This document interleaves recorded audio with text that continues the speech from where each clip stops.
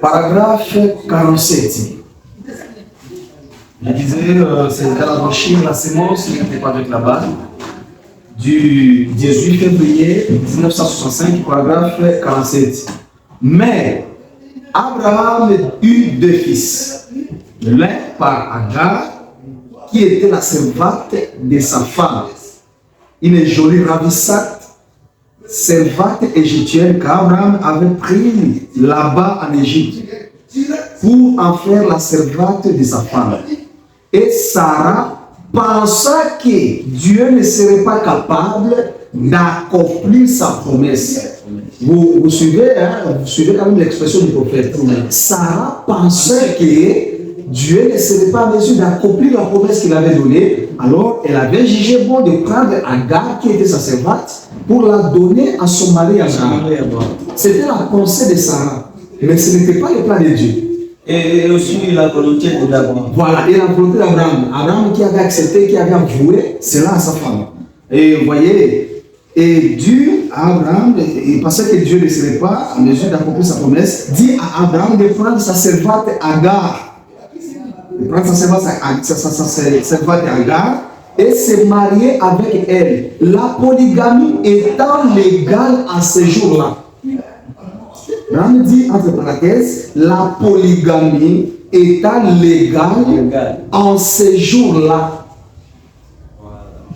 Pour avoir la foi que c'était de cette façon que Dieu l'avait prévu, qu'elle ne devrait avoir la foi que par Agar. Mais nous découvrons qu'il n'en était pas ainsi, point.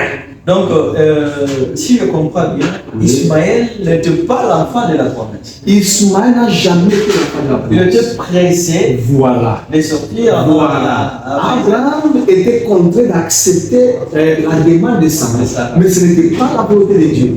Ismaël n'était pas l'enfant de la promesse, c'est plutôt Isaac qui était l'enfant de la promesse. Parce que Abraham dit, Dieu avait plutôt dit à Abraham d'avoir un fils avec Sarah. Ce n'était pas avec Agar, non plus avec qui que ce soit. C'est Sarah qui s'est vu que Sarah avait utilisé l'incrédulité. Alors elle avait vu qu'elle ne pouvait pas concevoir et elle a pris sa servante pour donner à son époux Abraham. Et Abraham a accepté. C'est alors qu'ils ont eu Ismaël. La polygamie étant légale dans ces jours-là. Mais on ne peut pas prendre cet exemple-là pour pratiquer aujourd'hui. Parce que Abraham n'est pas notre père de la foi. Abraham est bien sûr notre père de la foi. Vous voyez, c'est pourquoi je dis ça. Vous voyez, la parole de Dieu, c'est comme une épée à deux tranchants. Il y a des exemples qui s'étaient faits à ce temps-là qu'on ne peut pas les pratiquer aujourd'hui. Vous voyez, il y a eu le prophète d'Ésaïe, si je ne me trompe pas, qui a marché nu devant la foule. Il a marché nu comme ça dans la ville. Et c'est Dieu qui lui avait envoyé de faire ça. On ne peut pas prendre un serviteur de Dieu aujourd'hui pour le faire marcher nu dans la ville afin de prêcher la parole. Ça, c'est seulement pitoyable. Voilà, c'est un peu ça.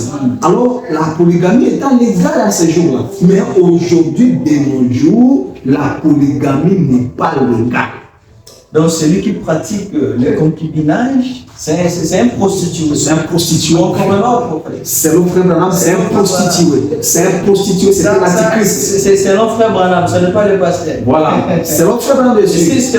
Les concubines, c'était un prostitué légal. Voilà. Bon, je ne sais pas si la coutume peut-elle remplacer le mariage civil ou religieux en nos jours. Le mariage civil ou religieux, la coutume, bon, vu il y a des cultures qui sont différentes.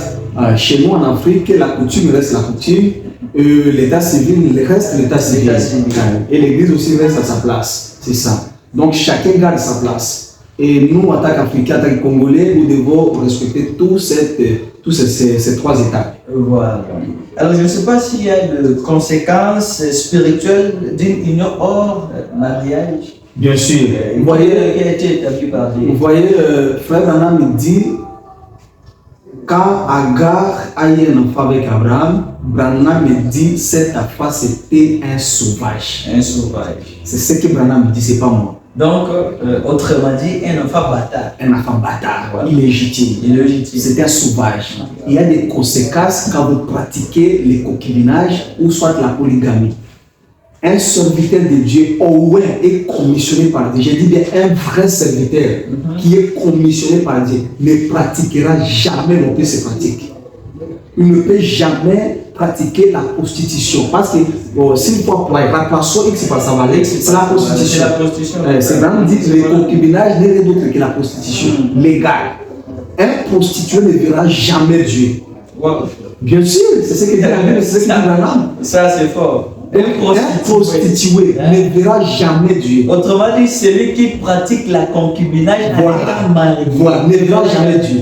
Ça, c'est ce que dit Branham, c'est pas moi. Et tout celui qui est derrière cet homme pour le soutenir, il suivra la même voie que lui. Parce qu'un prostitué, quelqu'un qui prêche la parole, il est marié légalement, qui pratique la prostitution. Non. À moins que Dieu change sa personne. Jamais je ne crois pas qu'un prostitué peut voir les rangs de cieux. Avant d'enchaîner le chité, il y a une question qu'on nous a posée. Ouais. Le frère dit qu'il ne sait pas si les concubinages c'est seulement pour les mariés et non pour les célibataires. Oui, bien sûr. Les concubinages, nous avions d'ailleurs dit dès le départ, les concubinages, selon d'abord les dictionnaires, ce sont deux personnes qui se sont mis ensemble sans se marier légalement. Ils se sont convenus, comme on dit chez nous au Congo, à Lingala, Yagatovanda. Et ils ont fait ça. Ils se sont convenus et ils ont pris, comme dit la Bible, que le Fils de Dieu vit que les filles des hommes étaient belles, alors il les prit pour femmes. Ce n'était pas le mariage légal. Donc il les prit pour femmes. Donc c'est ça. Ami Joëli, Ami Kamateri, c'est ça. Donc il a pris la femme et il a commencé à vivre avec elle sans la marier, sans l'épouser légalement. Donc on comprend directement que les concubinages, c'est une pratique qu'une personne peut faire tant mariée ou non mariée. Je ne sais pas si vous avez quelques conseils à donner aux jeunes croyants du message en matière de relations et de mariage. Oui, sur ces points très pertinents, je peux dire à tous les frères et sœurs qui nous suivent et qui nous suivent de partout, ne faut jamais et alors jamais suivre ce genre d'enseignement. Notre précieux prophète nous dit, ne jetez jamais la saleté sur ces précieux messages. Gardez les messages honorables. Nous, en tant que jeunes et croyants du message, nous défendons le message jusqu'au bout. Bien que les anciens veulent jeter la saleté dans ce précieux message, nous jeunes, nous disons non. Parce que moi qui parle d'abord, d'ailleurs, je suis jeune. Alors, quand les anciens disent ce genre de choses, qu'en est-il de nous jeunes?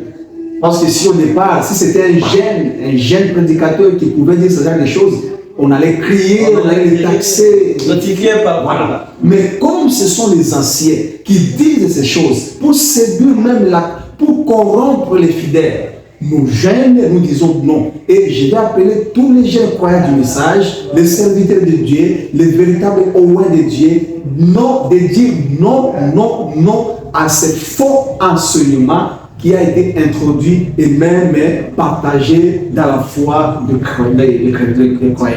C'est ça. Donc, je peux dire qu'il y a des conséquences. Parce que, d'ailleurs, un prostitué ne verra pas Dieu. Si vous pratiquez ça, vous êtes un prostitué. Vous êtes considéré comme un prostitué.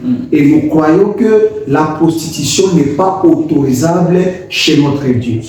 Celui qui pratique ça ne verra jamais Dieu, qui qu'il soit, quoi qu'il en soit. Merci beaucoup, révérend, d'avoir accepté notre invitation de la Symphonie TV. Merci. Et une agence de communication dans le monde du message. Et présentement, nous sommes à Kisangani. Alors, c'est ici que nous mettons un point à notre émission d'aujourd'hui. Maintenant, toutes nos relations doivent être conformes à la parole de Dieu. Parce que le pasteur a eu frère Branham ici. Il a dit que celui qui pratique la concubinage n'est rien d'autre qu'un prostitué. Voilà. Rendez-vous à la prochaine sur notre seconde édition de la Symphonie TV. Du reste, que Dieu bénisse, restez branchés. Shalom. Shalom.